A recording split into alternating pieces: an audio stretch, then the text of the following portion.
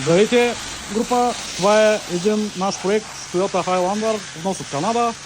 Доста напреднал стадий на корозия. Както обикновено, канадските автомобили идват в подобно състояние и трябва да го имате в предвид, когато купувате такъв автомобил от там.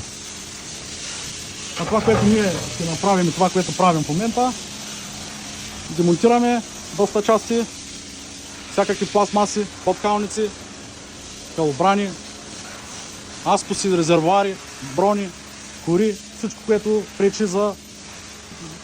пречи на достъпа за почистване, измиване и така нататък. След което степка се построи основно до метален блясък и след това се облепя и се полагат 3 или 4 покрития в зависимост от желанията на клиенти. Всяка една метална част, която се демонтира от автомобила, също се песъкострои, измива, обработва се също с 3 или 4 покрития, както казах, зависи от желанието на клиента. Сглобява се с нови крепежни елементи, болтове, щипки и се издава. Ще качим едно видео също след като е готов. Благодаря за вниманието и хубав ден!